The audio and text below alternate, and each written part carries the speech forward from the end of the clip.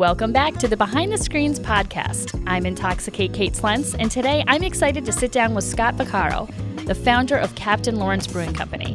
What started as his passion project has grown into one of the most well-known craft breweries in the region. We'll dive into how it all began, the creativity behind the brewing process, and what it takes to build a community around great beer. Let's jump in. Scott Vaccaro, Captain Lawrence Brewing Company. Here you are. How's it going? Doing well. Thanks for having me. It's been a long time since I sat down with you and we had a little chat. It's been a while. It's time. You've been a part of Best of Westchester for many years now, right? I mean, how many years has it been? Well, we've been around almost 20 years, so not all 20, but it's certainly been a few. That's interesting. Are you celebrating your 20-year anniversary this year? We'll be celebrating it in January of next year. Oh, I love that for you. What keeps you coming back to this event every year? Well, it's the biggest party of the year. Why wouldn't we come back? No argument with that. All right, beautiful setting, lots to do, lots to eat and drink and have fun. And participating, what does that mean to you? Well, it's obviously an honor, right? When we get chosen as a Best of Westchester, it's something we look forward to every year when the voting comes out. We're always hoping our fans will vote us back in, and we're excited to be here again. I love that. And you have a strong legacy in Westchester County. I mean, I moved down here 20 years ago, and you were it, right? Yeah, I mean, I was born and raised in Westchester County, so it seemed like the only place to be opening a brewery when it came time to do it. So, yeah, we've been around. We've been making beer for a long time. And I know Current Spirits has also won a couple of times as well. Yeah, Current Spirits doing, single malt whiskey, some gin, some vodka, and some RTDs. We have a beautiful tequila ranch water that is delightful this time of year. Hello. Yes. Tequila ranch water. Tell me a little bit about that. It's very simple. It is tequila, carbonated water, and a little bit of lime. And it is delicious. 7% alcohol.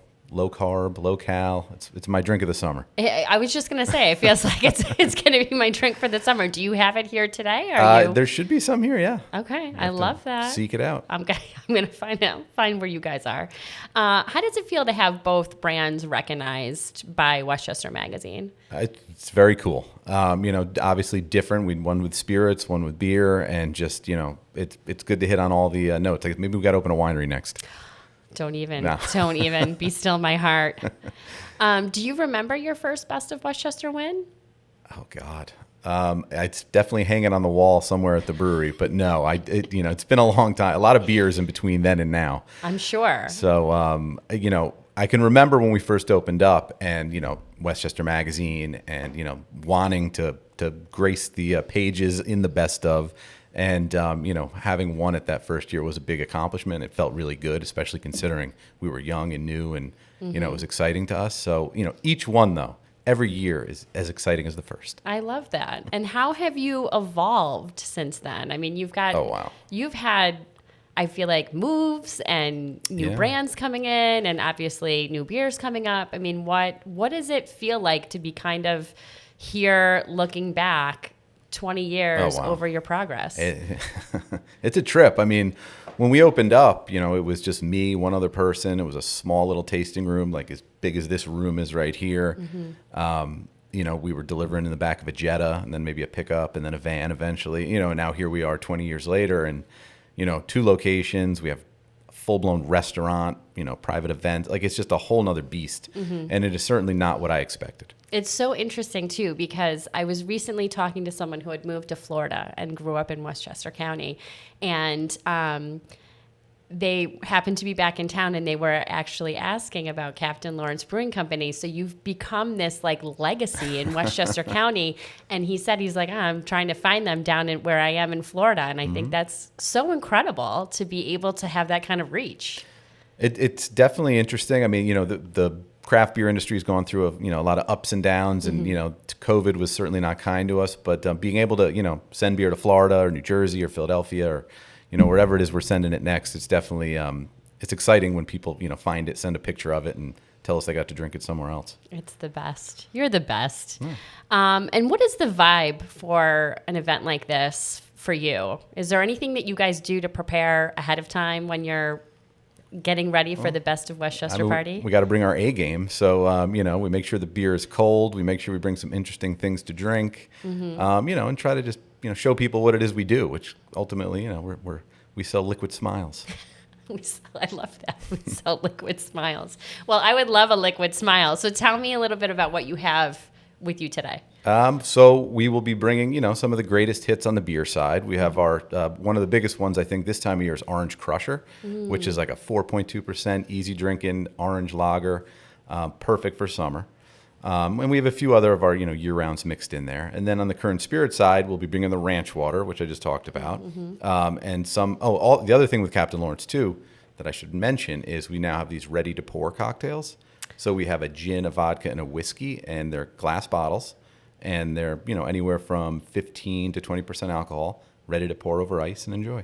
All right, so now I'm going to totally back this up a little bit because I feel like you guys are constantly innovating and doing new things. So, and we can even talk about, how the craft beer industry, you said, has gone through so many changes, and this might be kind of the reason why you might be innovating so much. How are you coming up with what's next? Like, what do you have your eyes set on moving forward, and how are you making those decisions in terms of, pivoting and knowing what to add and knowing what to create?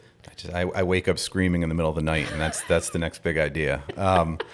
No, it's not easy these days. The drinking public has changed considerably, right? Like, when we first started out, nobody wanted to drink IPAs. Then IPA is the biggest thing ever. Then there's hazy IPAs. And then, now there's all these ready to drink cocktails, whether it be pour over ice or out of a can. And there's just, the breadth of flavored drinks these days is pretty wide. And so, we're trying to find flavor combinations and, unique offerings that we think, speak to what we do. And so these ready to pour cocktails, they're not just a simple, martini or, cosmopolitan or something like that.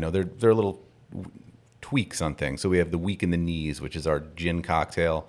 That's kind of like a bee's knees, but, we're using some blueberry in it. So it's got a nice color. And, we have a twist on like a lemon drop and a twist on a infused whiskey drink. So, we're kind of just playing with flavors and trying to hit on things that may not fit into, a perfect mold, but taste good. Mm-hmm. And is it harder to brew or is it harder to distill? Oh, man. I'm a brewer at heart, so it breaks my heart to say this, but distilling is a lot more technical. Brewing is fun and exciting, and, it's it's a little easier, yes. Are you still having fun with it after 20 years? Are you still having a good time? Absolutely.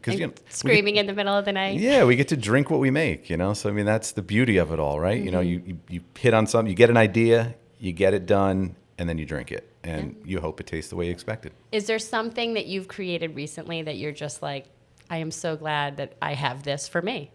Oh, man. Like all the beers are like my children. I can't have a favorite. For summer, maybe for this moment right now. Well, we brought back a beer that we hadn't done in a number of years, our Effortless Grapefruit IPA, which is just a simple 4.5% session IPA with grapefruit, and it's one of my favorites. Oh, I love that. Yeah. I'm such a grapefruit girl. Anything that you're really excited about tonight that you want to check out? Any of the other winners? Oh, man. I love going through, the aisle with where there's, all the new other drinks, right? Like whatever it may be that somebody's crafted and come up with. And so that's kind of like where I end up and just kind of pick through it and see what's exciting. I love that. I have my eyes on a few things tonight. You are officially one of them now with some of the things that you mentioned. Captain Lawrence, again, like we've said, is really become a legacy in Westchester County. What do you think the key to building that legacy has been for you?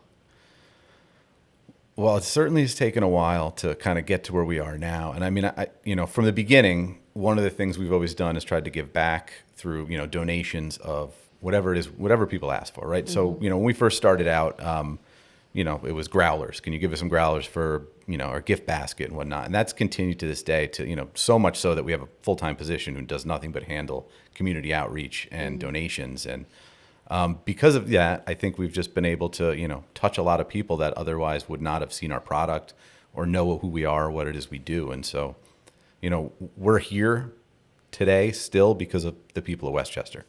And so by giving back whenever we can, they've kind of give back to us by buying our beer. I love that. And what inspired you to kind of shift a little bit and start Current Spirits? Well, when we first opened Current Spirits, that was 2019 pre-COVID, and it was a different world. And so we said, all right, what's the next challenge going to be? Because beer is just cranking along, and, I need something else to keep me excited. So that came to a screeching halt in, March of 20. But, it's kind of an evolution of brewing, right? To make whiskey, you need to make beer first, basically, right? You're making a wash, it's called, and it's fermented malted barley. And so we already had the brewery. We had all the building blocks. We had been partnered with Still the One 287 out of Portchester, and we were sending them basically the wash for them to distill.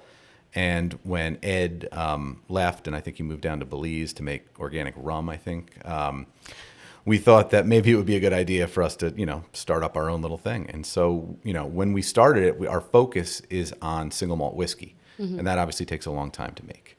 And so right now we have many, many, many barrels of it sitting in a warehouse, aging silently and getting better with every day. And we've released a little bit here and there. Mm-hmm. And how long are you aging it? As long as it takes. As long as it gets there. Yeah.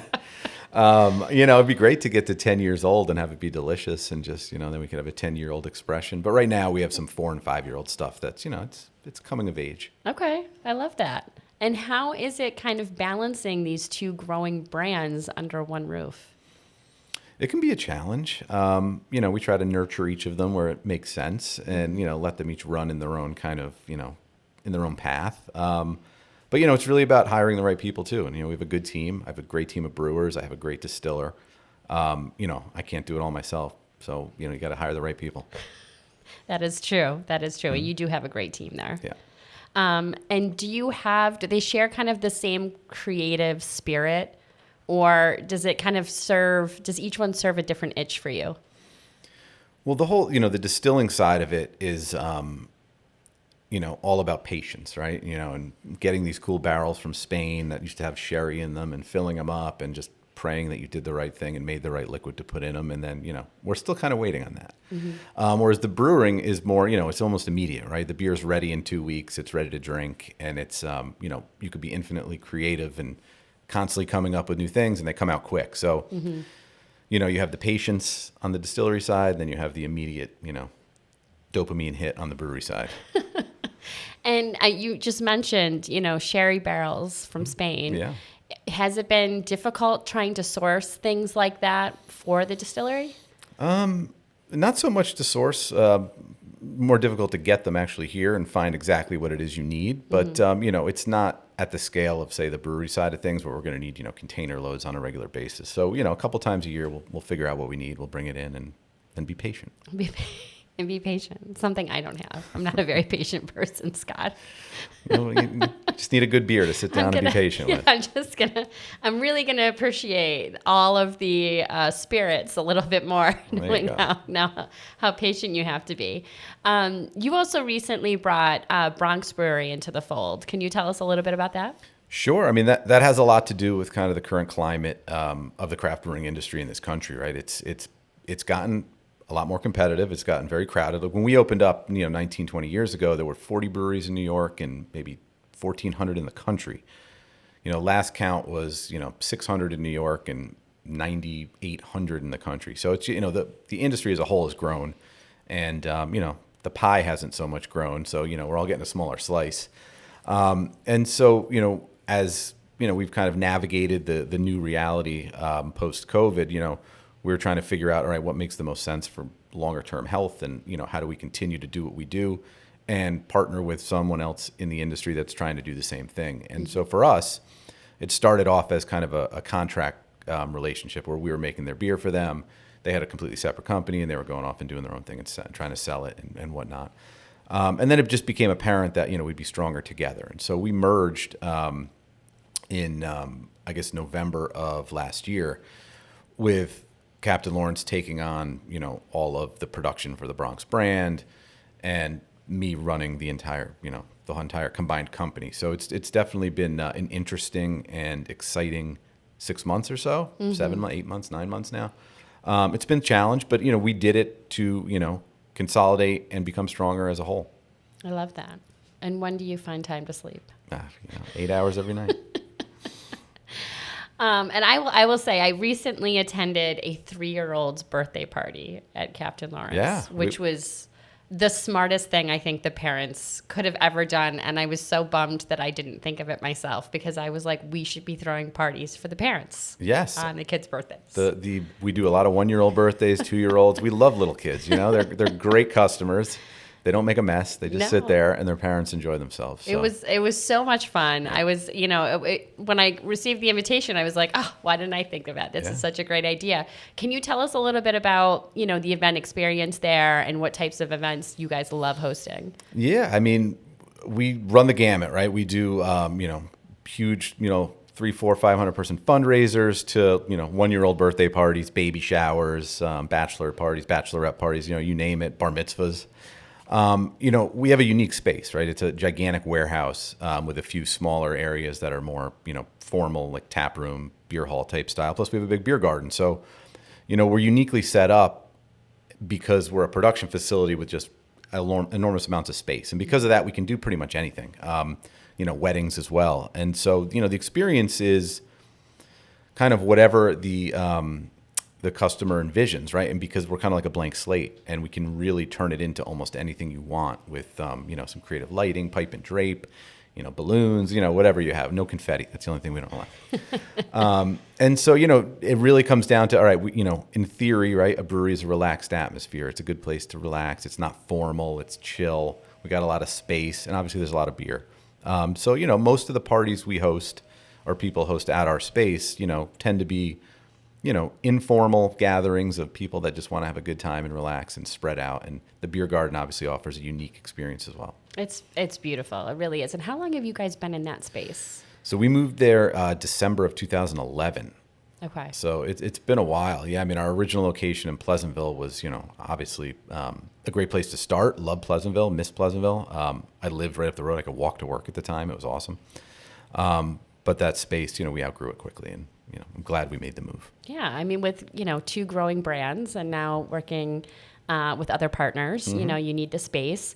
What do you think that is about, like, the characteristics about Westchester County specifically that make it a great place for you to be, for other entrepreneurs to be? I mean, Westchester's unique, right? We're the doorstep in New York City, right? We're in an area where we're right, we're in the Hudson Valley, right? The Hudson Valley is, the breadbasket of the East Coast, if you will, with all of the cool and exciting, farms and agriculture and all that, and because we're so close to New York City, people have discerning palates, and they're used to getting the best of the best when they're in New York City. And so we're kind of uniquely positioned, geographically, where we're not in the city, so we don't have, the hustle and bustle of the city, but we're close enough that people expect, an exciting experience, and there's just a lot of people. Mm-hmm. So, a lot of people expecting good things in a great location. Well, I love it.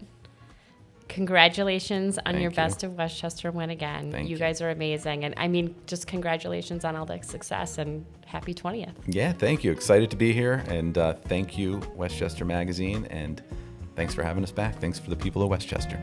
Thank you. Cheers. That's a wrap for today's episode of the Behind the Screens podcast. Huge thanks to Scott Vaccaro from Captain Lawrence Brewing Company for sharing his amazing story and giving us a peek behind the scenes of craft brewing.